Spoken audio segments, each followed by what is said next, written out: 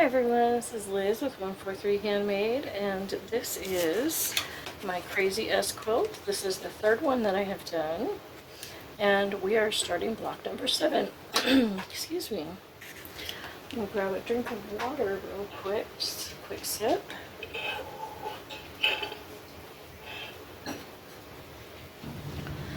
Okay, so this is block number 7, and this is actually a leftover piece from the last quilt that I did. When I trimmed it up, there was, some half blocks that had to be cut off because I stagger my rows so that way they don't all have to match. And this was one of the pieces that got cut off. And so I'm going to, yeah, I like that. I'm gonna go ahead and use this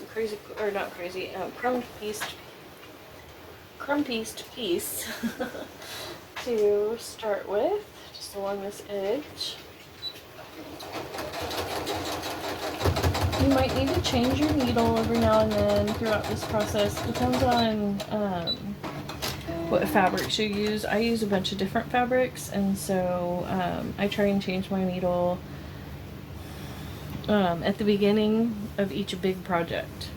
If I don't remember the last time I changed it, or anytime I have trouble, I go ahead and just change out my needle. So here we go. And let's see. This is my sweetie. She's my old lady. Come on, baby. I love you.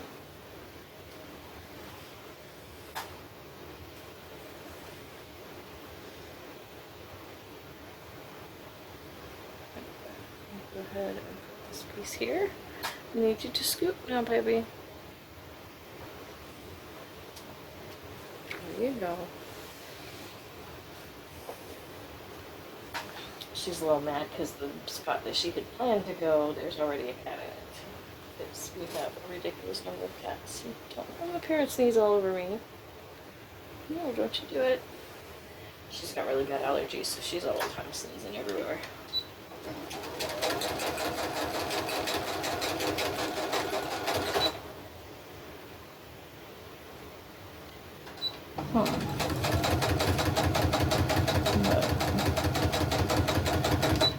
So we're always running after her, waking everything up, aren't we?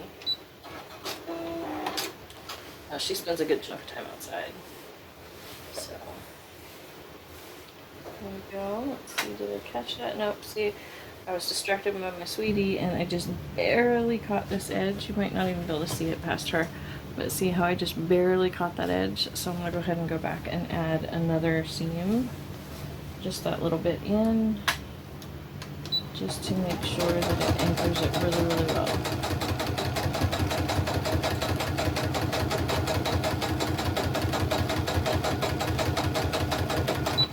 There we go.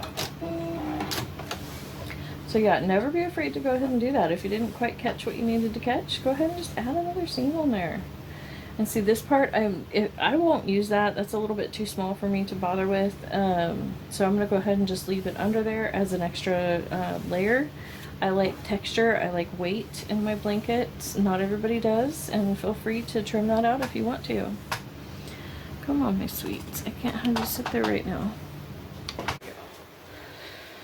Hopefully you guys can see a little better now, because I think she was in frame, but I'm not sure. We'll see when we do the editing. Okay, there we go. Focus, focus. Pets are so distracting. But that's awesome. It's one of my favorite parts about having so many pets, is they are so distracting. Let's see, let's go ahead and throw that piece on right there.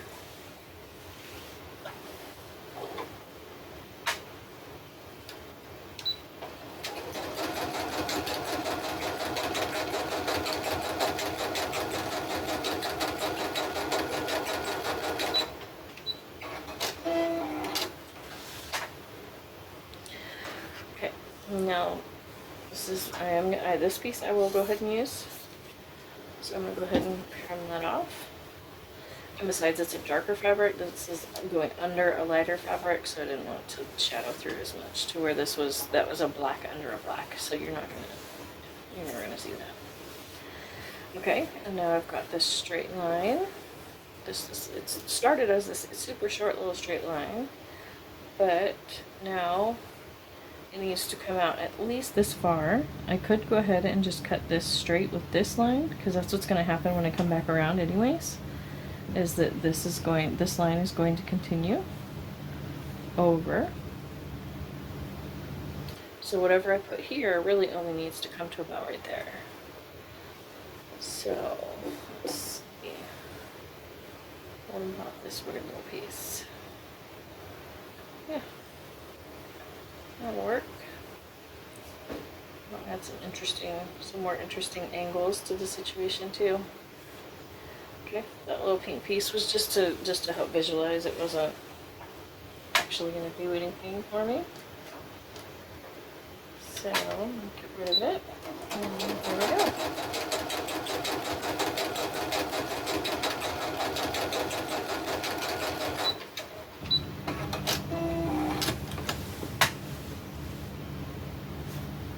And as always, remember, this is just my style. This is just a way to do this. There are a million different ways of doing most things that we do, and this is just my way. And I am not a seamstress, that I am still learning to sew.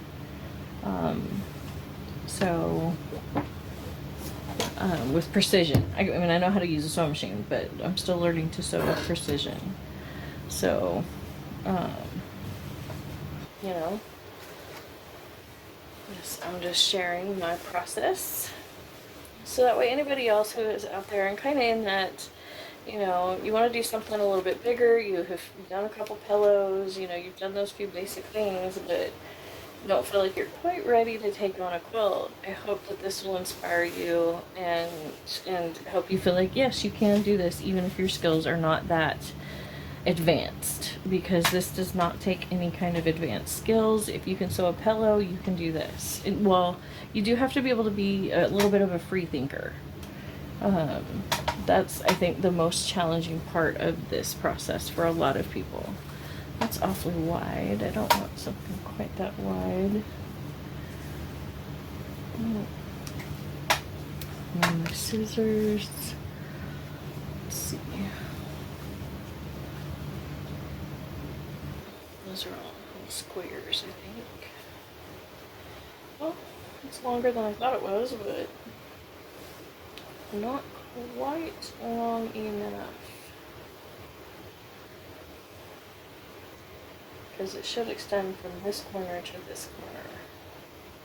Either that or I'm just going to have to tack on. Actually, I think I'm going to tack on this little piece of pink right here, so that way I can come down this edge a little straighter.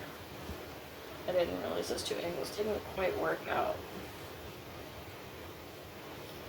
So,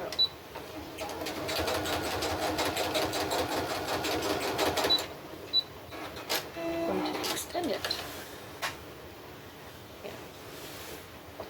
And see, now I can take something, these aren't long enough either, but take something and run it along this long straight edge. And it will see how this would have been short of that. So that's what I was fixing. Let's see, is this long enough? Oh, not long enough. Let's see, here's this. I know this is long enough. Oh, that's in the middle of the square, so let's go ahead and add this guy. This is from a pillowcase and a blanket. I don't know, I got a really good deal, and so I bought a bunch of this fabric and made a bunch of different things for my daughter out of it. And this is the last little piece of scrap. And it is going on this quilt that I'm making specifically in this size to fit one of our chairs in our living room. Because we do have so many cats, our chairs are not exactly pretty anymore. So when we do have company over, I tend to just throw a blanket over them. And this will give me a specific blanket for that chair. And then I actually have a pair of the chairs, and so I'll be making 2 of these. Obviously, they will not match. They will match in size, but that's it. Because it's all, just a crazy quilt, just scraps. And sometimes when you're working with a squishy fabric like this, you have to stop and rearrange, keep yourself on track. And let's trim this excess out of the way. Trim that. There we go. And so yeah, the two blankets will work together. They will match in that they will, they'll have similar fabrics in them. They won't be exactly matching because I don't have another piece like that sort of thing. So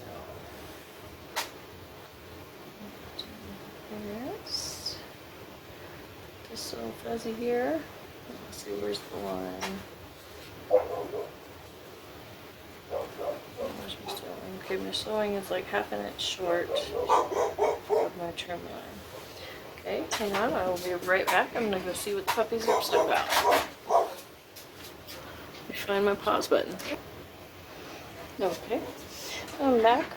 We have 2 ponies, and I sometimes call them horses. They're actually ponies. Essentially the same thing, just smaller. But they go to running sometimes, and which is great for the ponies, but the dogs don't like it. They are all separated by fencing because our older pony does not really care for dogs. He's okay with them when you're right there, but if you're not, then he can be a little kicky. So the dogs like to stay in their yard and bark at the ponies when the ponies are out running around. The way I see it is it's great exercise for everybody. And so, here we go. And what I'll do is, because I'll know that this side is just a slightly short from my line, just ever so slightly. And so instead of trying to add that little tiny 1/4 of an inch or something of fabric there, I will go over this side just a little bit, and then that will just be my edge right there. That will be my corner, or not corner, but the edge that I stop at, which means that I still have that much corner left to go on that side. Go ahead and trim off these extra bits. And I'm going to wait to trim that one until I get the next piece on, just to see how it all fits. Let's see, is this piece big enough? Certainly not. Nope. Here's a big piece. There we go. And this piece is plenty long enough. Okay, so I'm going to fold that out where it's supposed to be. Let it down. Okay.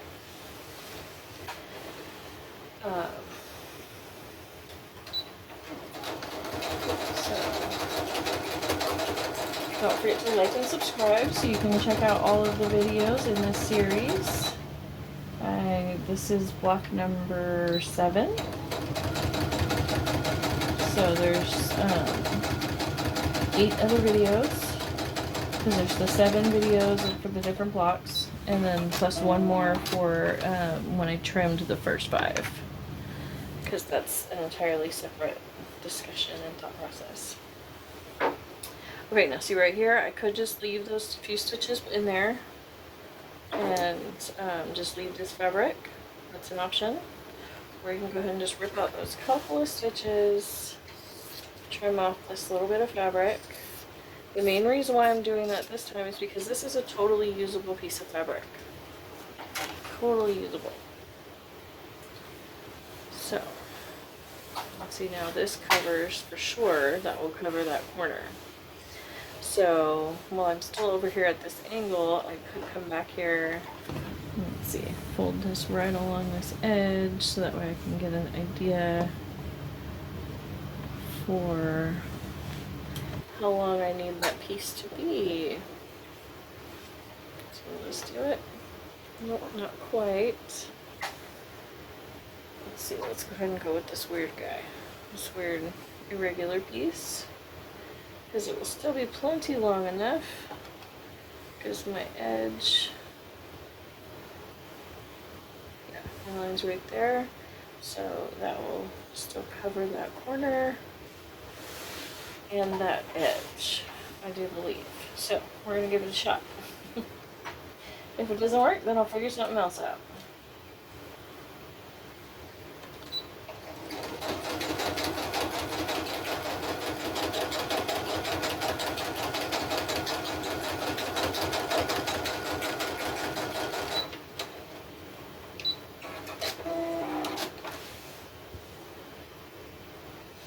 Actually, I'm gonna go ahead and go back just a smidgen and finish that out. And I just, I had cut my thread right here, decided I wanted to go ahead and add those few stitches, but instead of starting right there, I went back like half an inch and then just did those to reinforce that just a little bit. So that way wherever, because I need to, because this side's not quite right, so I wanted to give myself this full all the way to here. That I can use. Okay, so that side's done. So coming around here to this corner. And let's see. There's my edge. And there's my corner. So I need to, okay, hang on. Okay, sorry about that. Hubby messaged. You know, gotta do what you gotta do, right? So, we're on this side. Yes, that's what I'm doing. Let's try this guy. Is this guy long enough? How far over do I actually need it to go?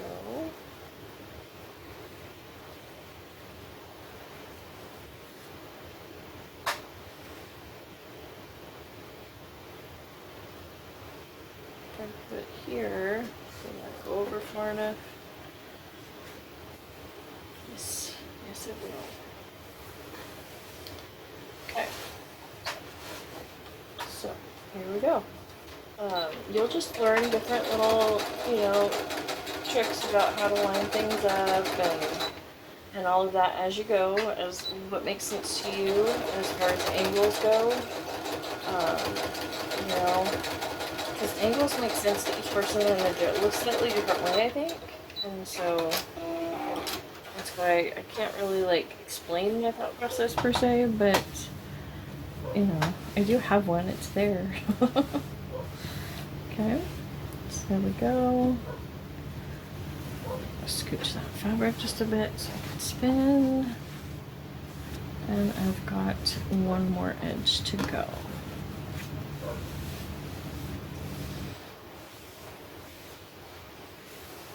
One more corner to get to. And let's see, that's where I'm at, that's where I need to be, that's about that big. So when I go to grab something, I know I need it to be at least that big.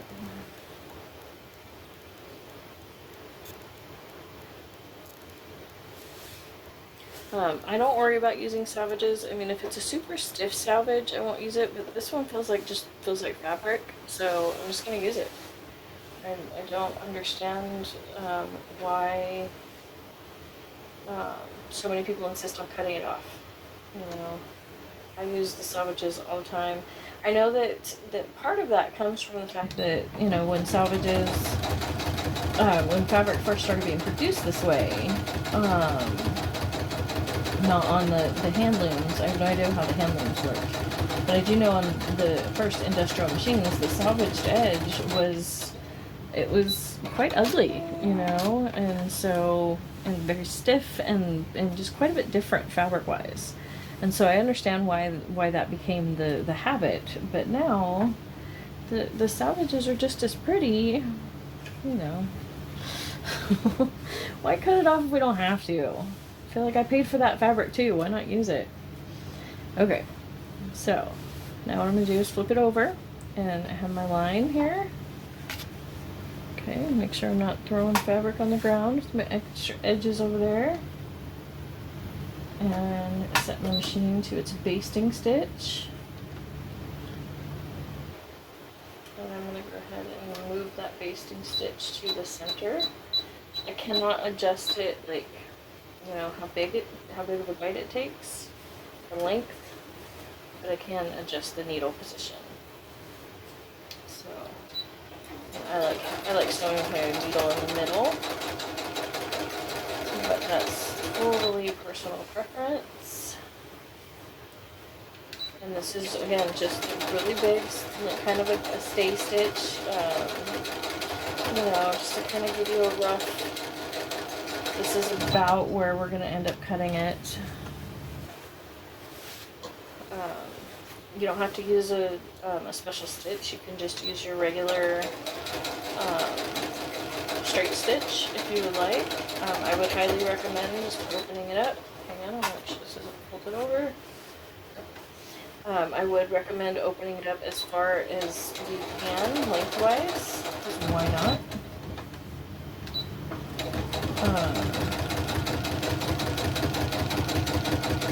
If your machine does not have a basting stitch.